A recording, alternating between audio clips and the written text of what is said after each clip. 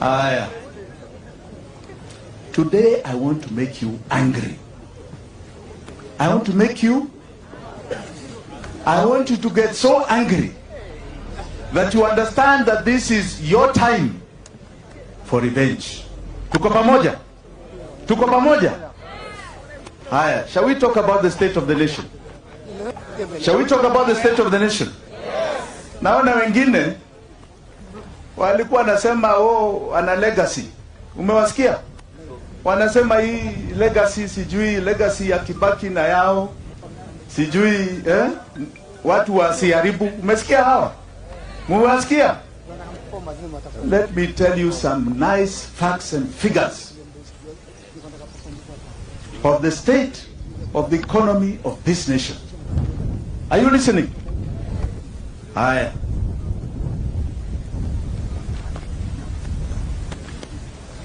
Unajua, my friend anaitwa nani?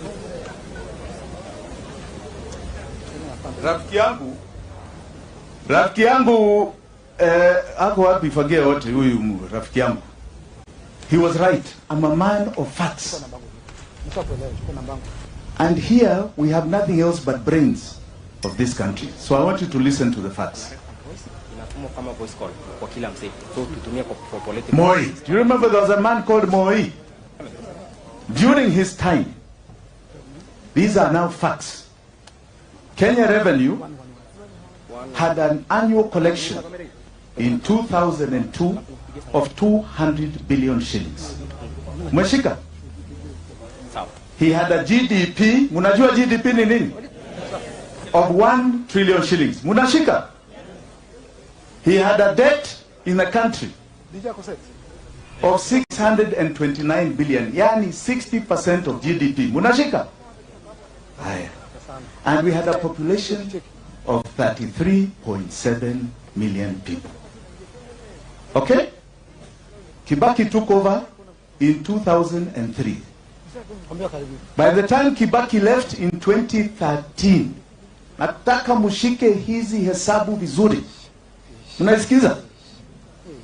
Haya. KRA had an annual collection of 963 billion shillings. Unashika?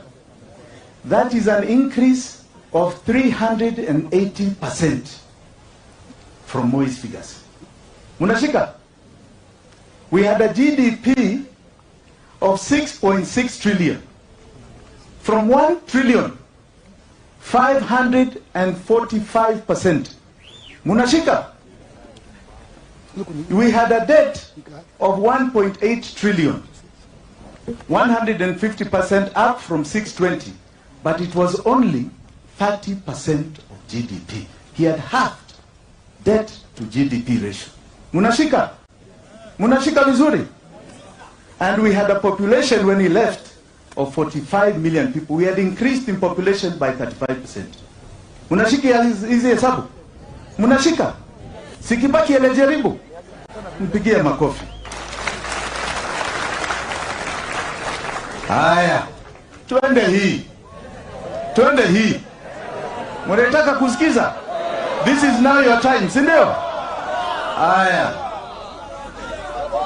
Figures in 2020. 2020. Kwa sababu unajua hawa ni watu wa ukora na figures. KRA 1.6 trillion. Okay? Up from Kibaki's 1 trillion. Sindio? Haya, 1.6 trillion. 66% up. Take note, Kibaki did 345% up. Huyu amefanya 66% up. Haya.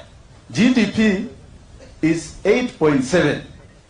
Kibaki 6.6. He imefika 8.7. 2 trillion only, which is 31.8%.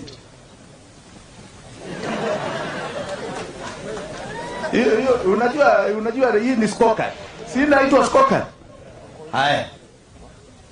The debt, na mushike hii vizuri. Mushike vizuri. Direct debt kwa nchi 8.7 trillion. Hiyo ni direct debt. Alafu debt ambao hizi maparastatals what are called SOEs imechukua, ongeza 3 trillion. Ongeza. The total debt to the Republic of Kenya sahi ni 11 trillion. From 1.8 trillion ya Kibaki. That is a total increase